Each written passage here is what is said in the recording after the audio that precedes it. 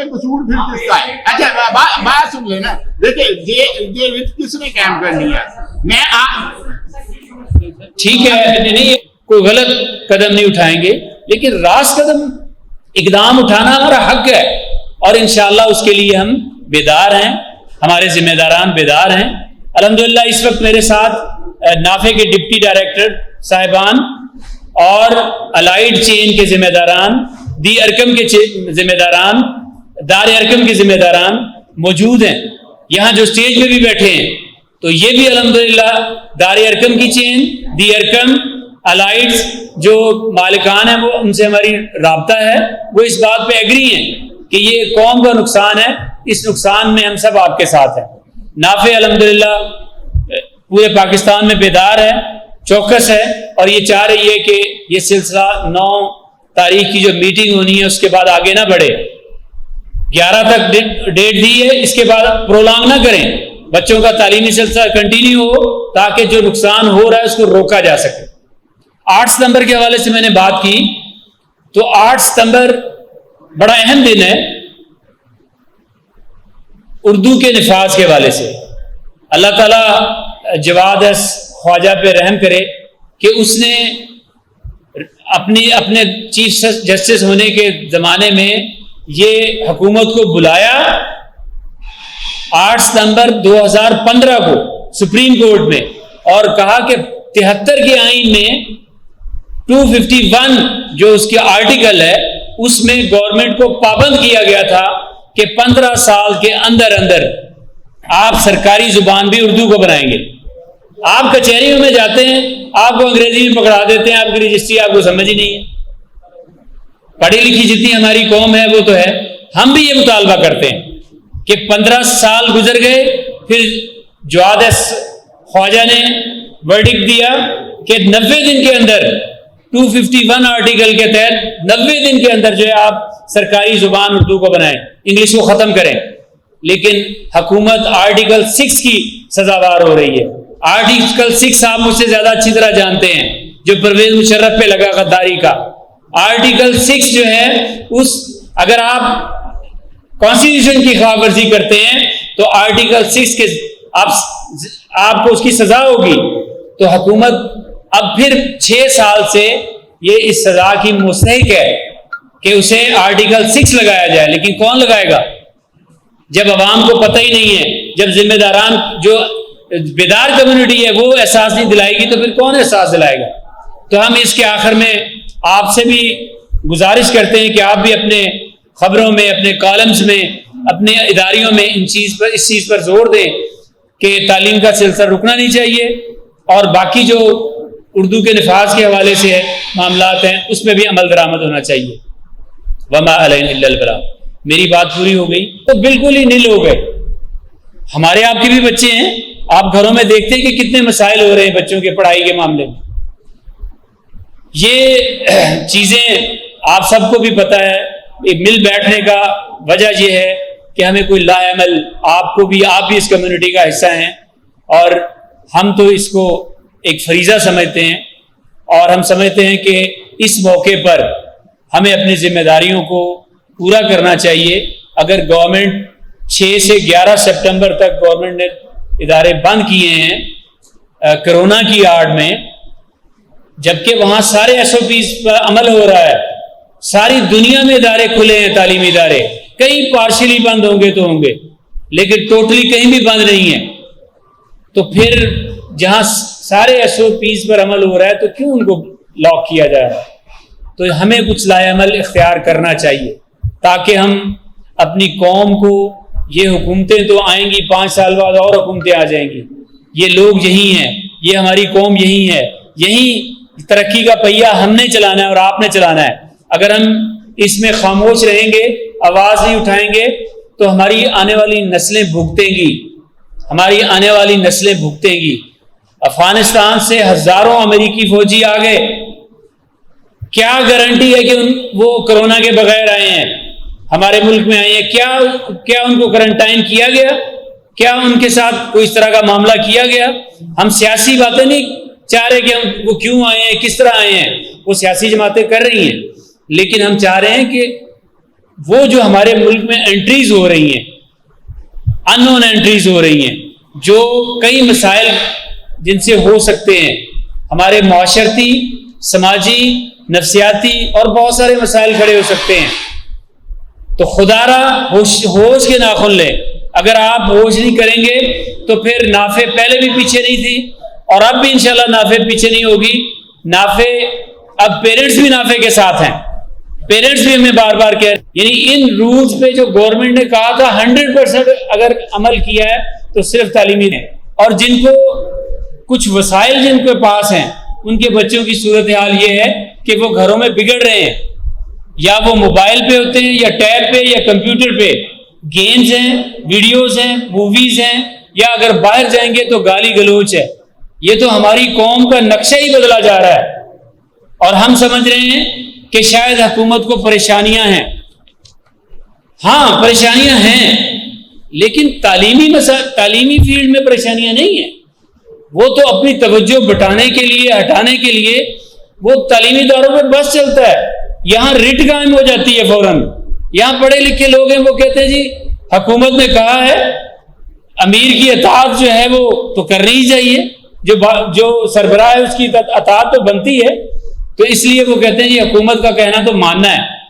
تو یہ واحد جگہ ہے جہاں حکومت کی ریٹ قائم ہوتی ہے، اور ہر مہینے میں 1 ہفتہ 2 ہفتہ قائم ہی رہتی ہے. اس کا نقصان الٹیمیٹلی پاکستان کو ہے، ہماری قوم کو ہے.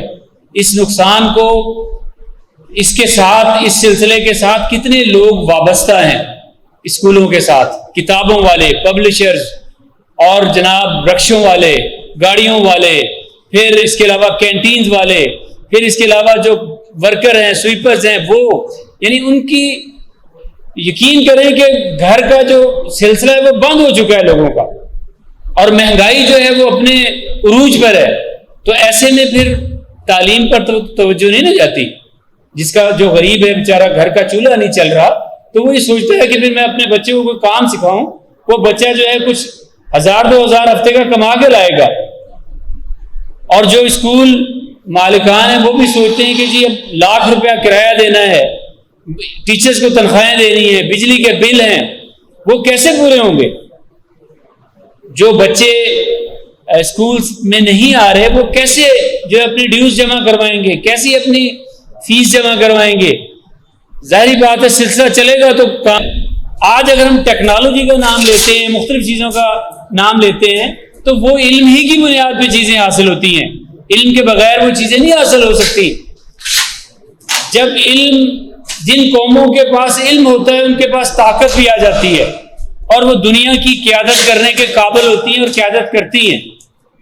اللہ تعالیٰ نے ہمیں قرآن پاک میں بتایا ہے کہ میں دنوں کو قوموں میں، لوگوں میں گھماتا ہوں، ایام نداولھا بین الناس، کہ لوگوں کے درمیان میں دنوں کو گھماتا ہوں.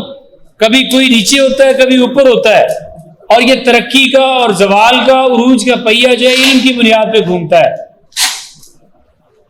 اس وقت جو پارٹی برسر اقتدار ہے، پارٹی پر تنقید مقصد نہیں ہے، لیکن یاد دلانا مقصد ہے کہ اس پارٹی نے تو یہ اعلان کیا تھا کہ تعلیم کو جنگی بنیادوں پر تعلیم کے مسئلے کو حل کیا جائے گا، اور یونیورسٹیاں کھولی جائیں گی، اور جو ہمارے طلبہ ہیں ان کو باہر جانے کی ضرورت نہیں پڑے گی، علم یہاں آ جائے گا، اور ایسی ترقی ہوگی. دودھ اور شہد کی نہریں بہا دی گئی تھی پہلے، اور تعلیمی ادارے نئے کیا بنانے تھے. آپ جانتے ہیں کہ نئے کتنے تعلیمی ادارے انہوں نے بنائے ہیں. جو تعلیمی ادارے پہلے تھے وہ بھی بند ہو رہے ہیں. آپ کی انفارمیشن کے لیے میں آپ کو بتاؤں کہ لاکھوں پرائیویٹ ادارے پاکستان کے اندر ہیں، اور 10,000 ادارے یہ 1.5 سال کے اندر بند ہو چکے ہیں. 10,000 ادارے. اب 10,000 میں آپ حساب لگائیں کہ کتنے طلبہ علم حاصل کر رہے تھے، جو اپنی علم کی پیاس بجھا رہے تھے، اور ترقی کے خواب جن کو نظر آ رہے تھے کہ ہم پڑھیں گے اور کچھ حاصل بنیں گے.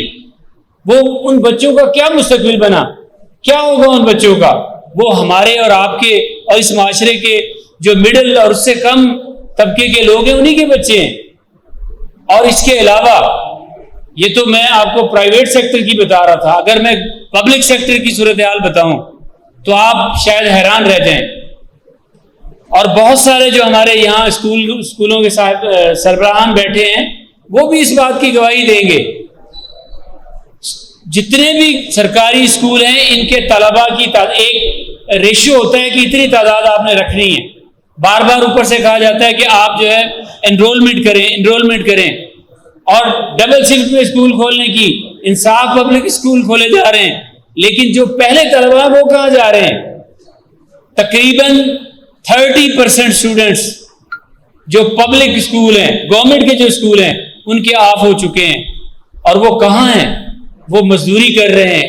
وہ چائے کے ڈھابوں پہ، چھوٹے چھوٹے ہوٹلوں میں، کسی مکینک کے پاس، کسی سائیکل پنچر لگانے کے والے کے پاس وہ اپنے والدین کو سپورٹ کر رہے ہیں. اور جن کو کچھ وسائل جن کے پاس ہیں ان کے بچوں کی صورتحال یہ ہے کہ وہ گھروں میں بگڑ رہے ہیں. یا وہ موبائل پہ ہوتے ہیں یا ٹیب پہ یا کمپیوٹر پہ گیمز ہیں، ویڈیوز ہیں، موویز ہیں، یا اگر باہر جائیں گے تو گالی گلوچ ہے.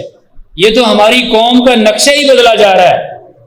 اور ہم سمجھ رہے ہیں کہ شاید حکومت کو اسی بات کو جس کو وہ صحیح سمجھتا ہے اس کو پھیلائے، اور پھر اگر اس راستے میں تکلیفیں آتی ہیں تو ان کو برداشت کرے. کامیابی قرآن کے مطابق صرف اسی انسان کی ہے. دوستو، آج ہم نے آپ کو زحمت اس لیے دی ہے کہ جو ملک کی صورتحال ہے تعلیمی اداروں کے حوالے سے اسپیشلی، تھوڑا سا معاملہ ہوتا ہے ہمارے وزراء مشیر جو ایک ٹویٹ کرتے ہیں اور تعلیمی ادارے بند ہو جاتے ہیں. اور تعلیمی اداروں میں بھی جو پڑھے لکھے لوگ ہیں جو ان کو چلا رہے ہیں، الحمدللہ اس معاشرے کی کریم ہیں، وہ ان کی اس ایک میسج پہ اپنے ادارے بند کر دیتے ہیں. لیکن اس کے ایفیکٹس کیا ہیں یہ الحمدللہ آپ مجھ سے زیادہ اچھی طرح جانتے ہیں کہ آپ کا جو براہ راست تعلق ہے معاشرے کے ہر فرد سے. ملی نہیں پریس ریلیز آپ کو؟ نہیں جی، یہ سر ایک اچھا، میں سمجھ رہا تھا کہ شاید آپ کو ڈلیور ہو گئی ہے. ادھر جو اضافی ہیں وہ ہمارے پاس پڑی. تو اس میں ہماری بہت ساری چیزیں ہم نے لکھی ہیں، لیکن مختصراً جو میں آپ سے ڈسکس کرنا چاہتا ہوں وہ یہ ہے کہ جو فلسفہ ہے ترقی کا، جو دنیا میں عروج کا فلسفہ ہے، جس نے یہ کائنات بنائی ہے، اس نے ہمیں وہ بتایا کہ کیا بنیاد ہے جس سے اس دنیا میں آپ قیادت کر سکتے ہیں اور ترقی کر سکتے ہیں. اور وہ صرف علم ہے. قرآن میں جا بجا اللہ تعالیٰ نے اس چیز کو بتایا ہے کہ علم ہے. آج اگر ہم ٹیکنالوجی کا نام لیتے ہیں، مختلف چیزوں کا نام لیتے ہیں، تو وہ علم ہی کی بنیاد پہ چیزیں حاصل ہوتی ہیں. علم کے بغیر وہ چیزیں نہیں حاصل ہو سکتی. جب جن قوموں کے پاس علم ہوتا ہے ان کے پاس طاقت بھی آ جاتی ہے اور وہ دنیا کی قیادت کرنے کے قابل ہوتی ہیں اور قیادت کرتی ہیں. اللہ تعالیٰ نے ہمیں قرآن پاک میں بتایا ہے کہ میں دنوں کو